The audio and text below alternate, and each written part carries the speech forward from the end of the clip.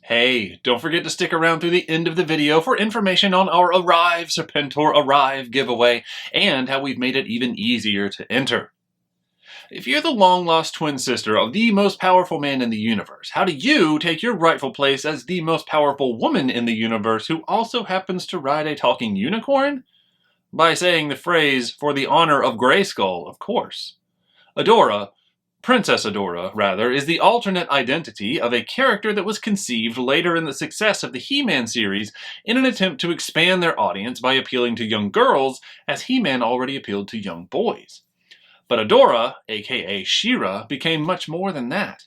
Having her own series in the 80s, She-Ra, Princess of Power, along with several other appearances in comics, movies, and a revitalized series on Netflix, She-Ra and the Princesses of Power, that ran from 2018 to 2020. In both series and all appearances, She-Ra and Adora found their place, helping showcase strength, independence, friendship, and the power of good, which helped propel her and the characters quickly to a role model status for young girls and young boys. Inspiration can come from anywhere, kids. Regardless of the version you watch, She-Ra and her team are pit against the legendary and unmistakably cool-looking villain Hordak and his evil horde. Did I mention that Hordak kidnapped Adora as a baby, raised and forced her to serve in the Horde, and that's why she was the long-lost twin sister of Prince Adam, aka He-Man? If there is any other impetus to want to stop the Horde, I'm not sure I want to know what it is. And now, kids and collectors have a chance to help fight that battle with Mattel's most recent release in their Masterverse line. Hey everyone, my name is Jonathan, aka JK of JK Collects, and remember, I'll be posting new videos at least twice a week, if not more. And if that sounds of interest to you, please click that like button and subscribe so you don't miss any episodes. In this episode, we are taking a closer look at the Mattel Masterverse 7-inch scale She-Ra, Princess of Power.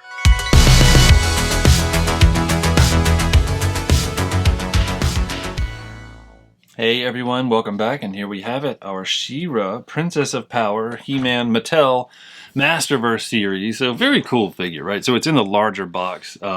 It's usually like for a deluxe figure or something like that, but I mean, there's nothing not deluxe about it. I just don't think it's labeled that way, but very cool. Let's look at the back. Oh yeah, look at that. Look at that artwork there. See, I told you, rides a magical unicorn. And there we have most powerful woman in the universe. What a great drawing. And then here's some of the other offerings out there. All of these very cool. Definitely the Hordak, because it's very similar to the original version. I mean, definitely Skeletor and He-Man look a bit different.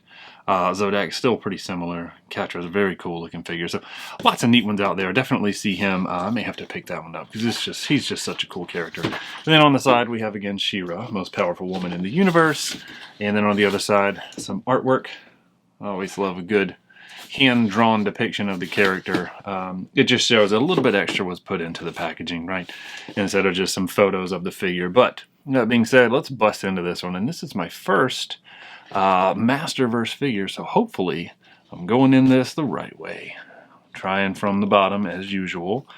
Oh, and let's get this tape done. And one last piece, I believe. It's an interesting shaped box, which is what leads me to not have much confidence, but it kind of looks like the side of a Marvel Legends box where it just has some odd curves to it. But ultimately, everything cooperates and trays pull out with no issue. So let's see if it can be duplicated. Oh, issue is a question. I don't really see anything blocking it, except maybe right here. Okay, let's bust this other piece of tape right there. So, you know what? Those of you who are familiar with it, you're probably saying you're missing a piece of tape. I got it right there. There we go. So, and if this is, if you'll be opening one as your first one soon too, don't forget those pieces of paper right there. So let's move the tray. Nice little stone background. I always love the detail, right? Just that it's not entirely necessary, but it's nice to see, right? It just adds some depth to the character being in there. And look at this, you can already tell we got a soft goods cape in there. And if you've seen any of my other videos where there's any kind of material, I'm always asking for soft goods, right? So that does have the little rubberized plastic, but the way that it's in there, that head and hair popped out just fine with no issue. So there we go. Let's pop this shield out. Let's see, getting this cape is going to be a pull forward. Oh, but we have Aha, so we have little pieces holding it so that it stays kind of out and display worthy. So let me get those, but also very carefully. One thing I'm concerned with here is something that I have seen when capes are mounted this way, it can leave little holes. So we're going to have to investigate for that. But first, let's get her the rest of the way out of here.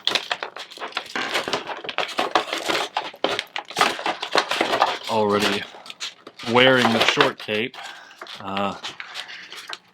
and attached in right there at the elbow. So let's see if we can get that little piece right there.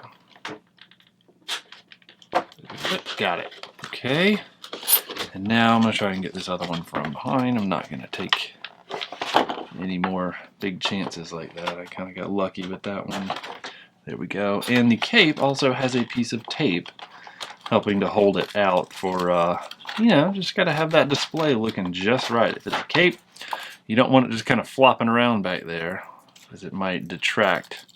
Be careful pulling that tape off of the cape, though. We're going to do that here in just a minute so we can look a little bit deeper into how difficult or potentially harmful that could be. Now, the legs have their pieces, but usually when you get the rest of the figure, you've got leverage so it comes out.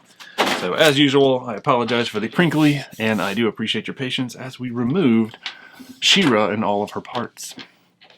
Okay, first and foremost, let's take a look at some hands. So we have a weapon holding hand here. Boom, thank you, Focus, for working well for us. So we got just a kind of semi-open weapon holding hand to replace the other hand that's already on the figure. And then the other one is also a fist hand. So there we go. Sculpting looks pretty decent. Let's see if we can get it nice and close. Yeah, let's try shifting to manual here. There we go. Yes, I mean, pretty simple. We'll bring the lights down just a little bit. That is the wrong direction. Let's bring them down so we don't wash this out too much. There we go. You can kind of see along the knuckle, there's like it's like a flashing line, right, where it was cast together, and that was where maybe it sandwiched together on that one. So kind of something that, yeah, it runs along the knuckle, so it's not too bad, but it does almost look like she's got, you know, brass knuckles or something in there that just weren't painted slightly on there. So yeah, what is it, a duster? I don't know what it's called. Anyway, but yeah, otherwise the hand looks pretty good. It's pretty clean sculpt. I wouldn't say it's at the level of detail that we've seen some hands, but it's also not too terrible. We don't really have any fingernail detail or anything like that, but not bad. And then the fist, same basic idea, right? And it also has you can see on the knuckles, just the kind of a line right there. You see that? Very interesting, even with it closed like that. And then there's even a line here on these knuckles, which is kind of odd. It just creates like a little row or plateau. And you can definitely see the casting line along that. So I'm very curious as to why it's there. Well, yeah, I guess you can kind of see a line coming up there. So interesting casting process. I guess it was a 3-piece that got brought together. And you can see some of the flash coming off of it. Speaking of flash, here's a nice shiny shield, right? So this thing is very cool looking, right? I like the tone that it is. Gosh, one of these days I'm going to stop bumping the camera. I'm going to learn how to not do that. But I like the tone, right? It's like a bluish silver. So very silver on the outside, but then it just kind of fades into a blue because it appears like it was cast in this translucent blue plastic. And then the way that the silver was painted on it, like almost like a delicate airbrush job here, right? Because it does, in the seams, kind of fade out to the blue. I don't know if that was intentional or not, but I'm hoping that it was, because it just adds a little something to it. So, you know, it's just got that depth to the silver where it has a bit of blue to it.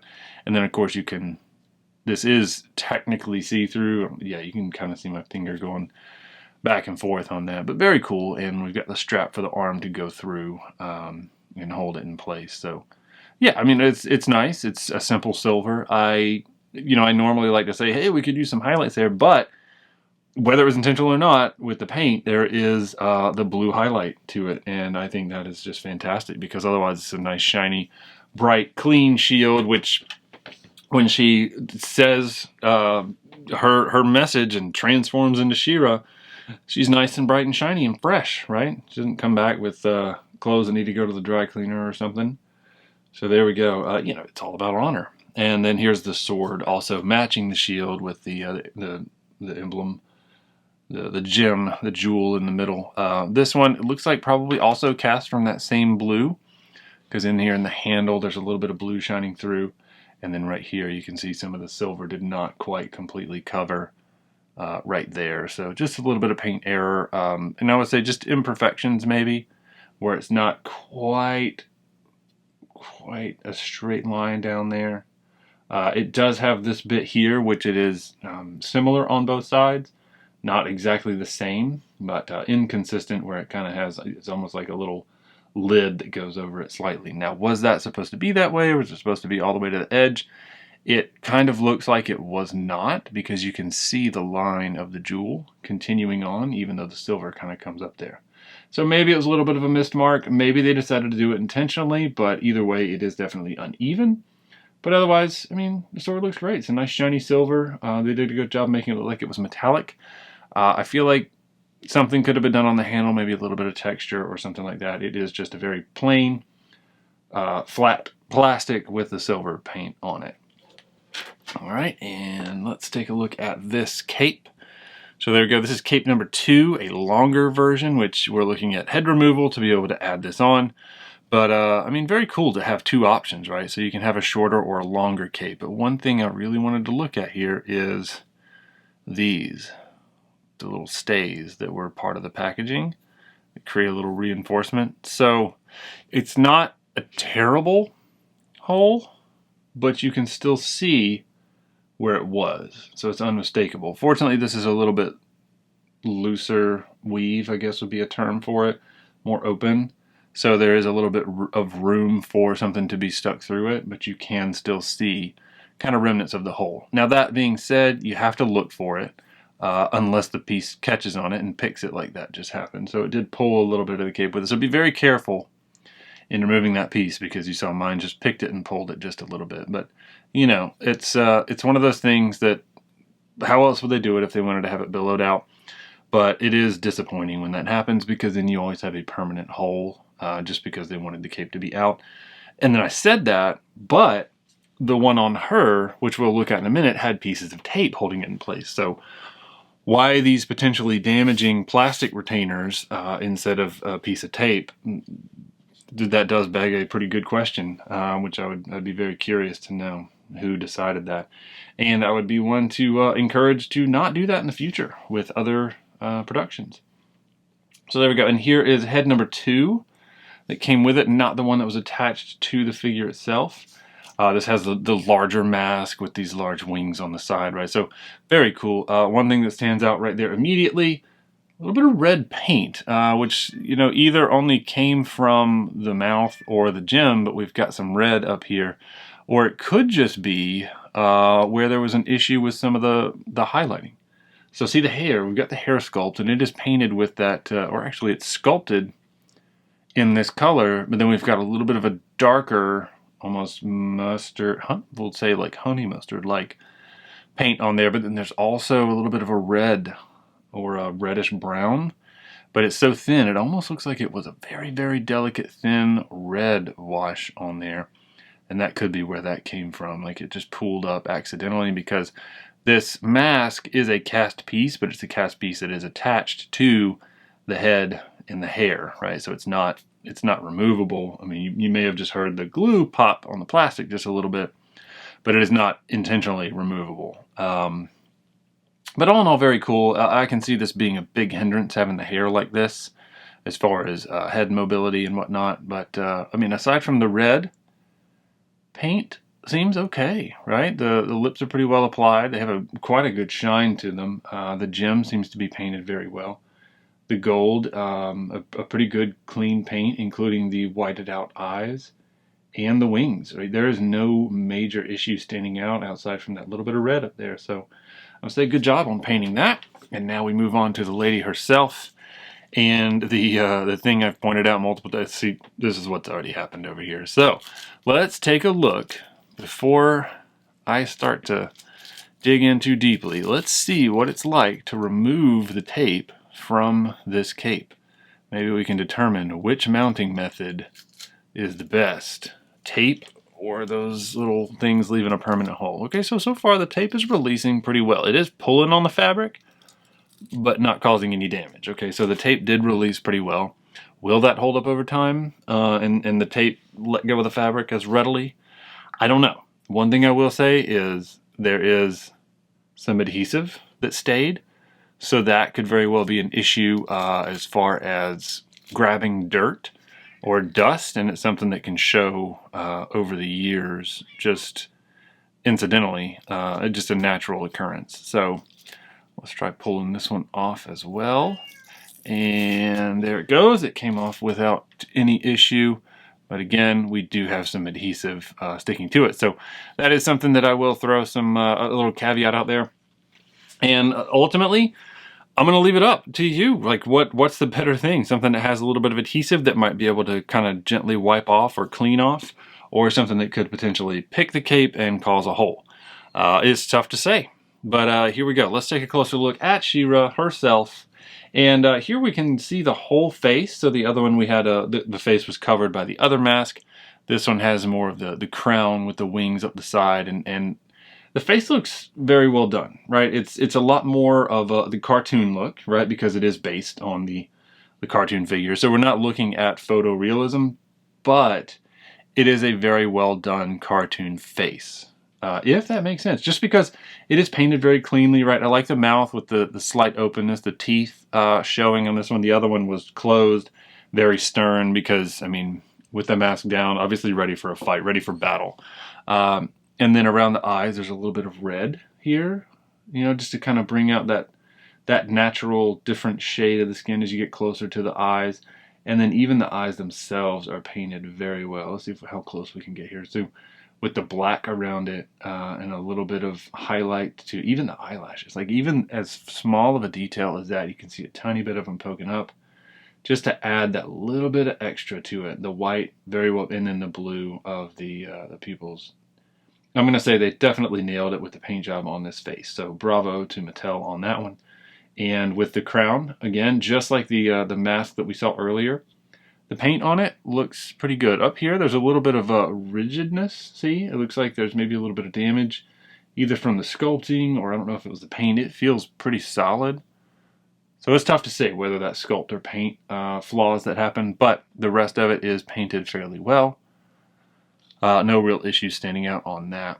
So looking pretty good. And then the hair, same idea, right? So we've got that same length of hair, the same basic base color, along with the darker and then that reddish brown.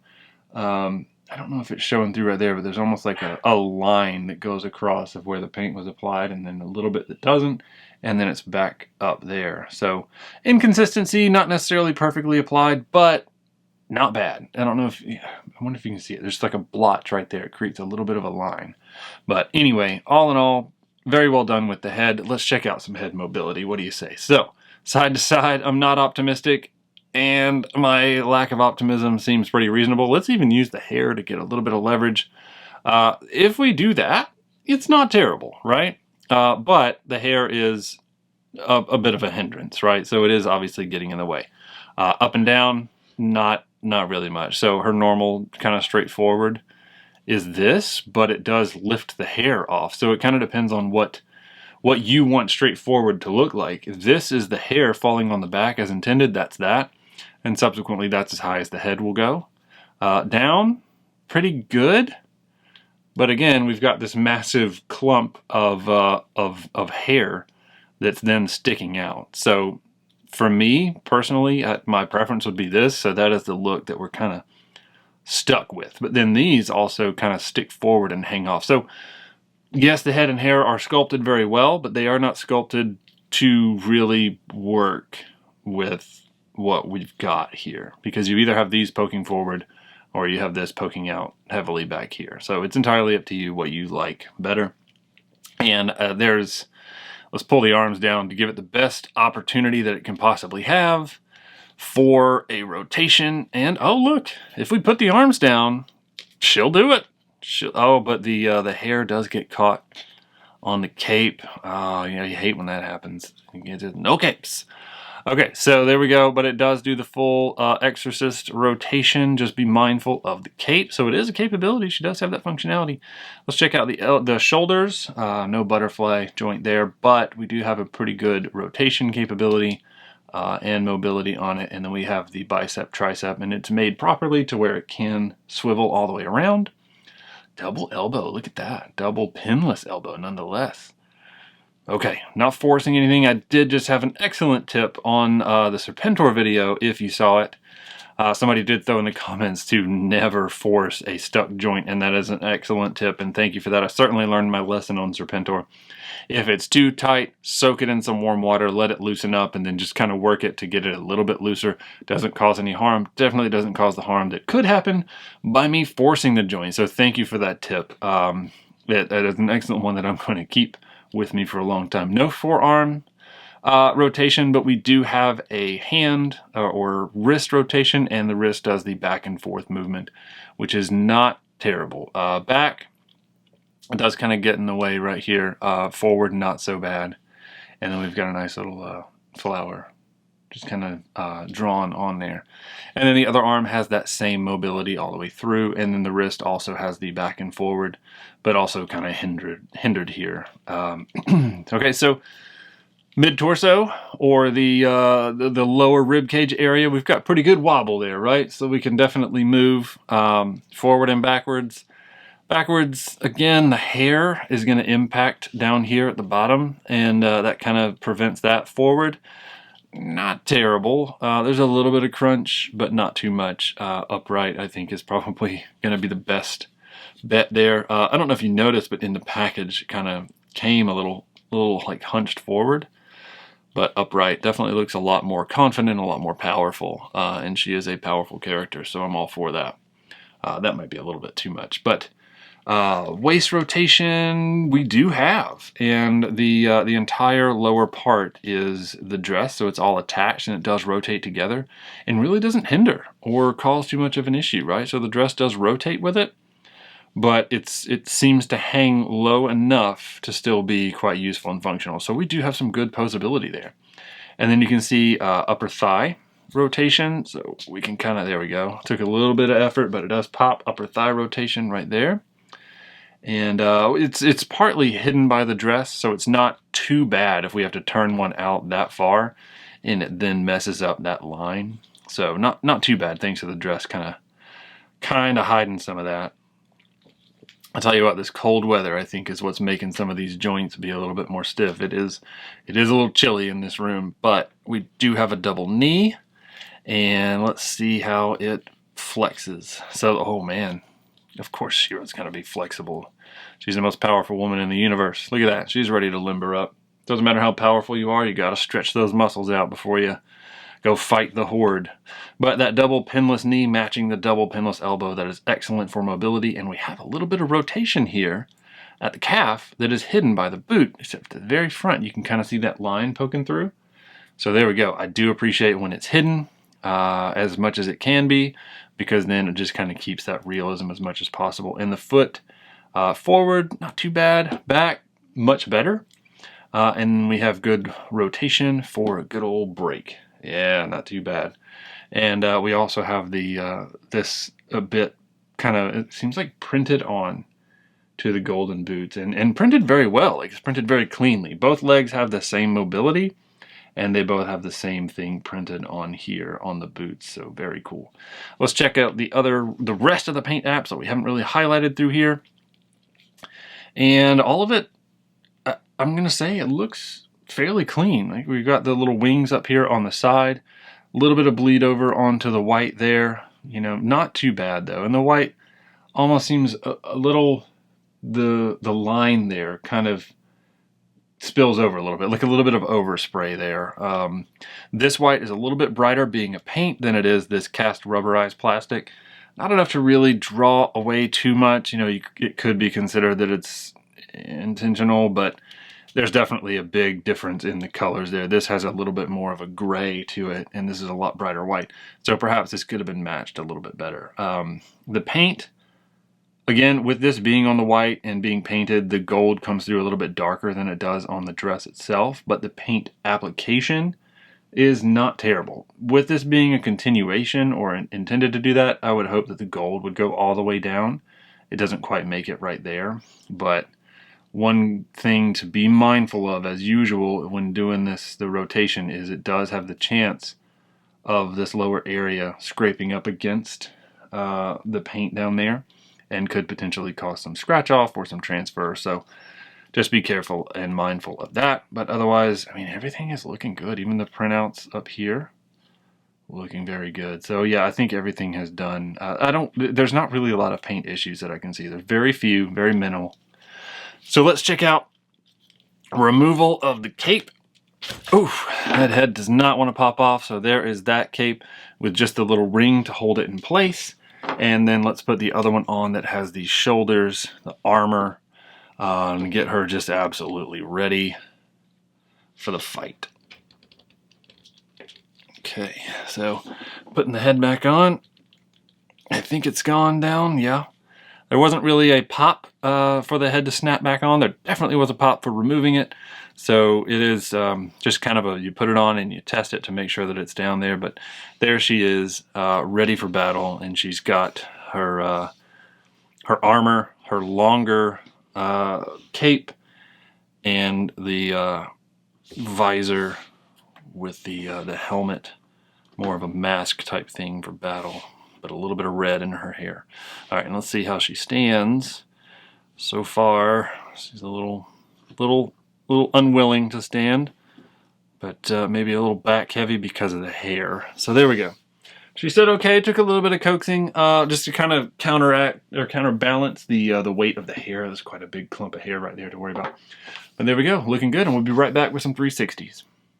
And there she is, our She-Ra, Princess of Power, the Mattel Masterverse series, 7-inch scale, very cool. All in all, great figure. I'm glad I invested in it. If you were thinking about doing it, definitely pick it up. There really weren't that many issues that stood out. As you can see, posability, very excellent. I think it's a well-made figure. I think it has a very good look to it. So, yeah, check it out. And I hope you've enjoyed this closer look. Hey everyone, we are currently running our Arrive Serpentor Arrive giveaway, where we are giving away one Hasbro G.I. Joe Classified Series Serpentor with Air Chariot. And we've made it even easier to enter. All you have to do is comment on this video to be entered for a chance to win. Each video during the giveaway period will have a secret keyword shared within the video, so be sure to subscribe so you don't miss any episodes, because the first person to comment that keyword gets pinned to the top of the comments and gets 2 entries for that video. A special thank you to all of you for making it possible for us to be able to already start giving back. Well, that about does it. Thank you for checking us out and for joining us on this collecting journey, as always. Look for at least 2 new videos each week, if not more. And if you got something from today's episode and haven't already done so, please subscribe and click that like button. It would really help us out, and it would mean a lot to me. If you'd like to see some more videos, there are a couple of quick links on your screen right now for you to check out. But no matter what, as always, thank you for taking the time, and remember, we are all in this world of collecting together. Let's look out for each other. Thanks.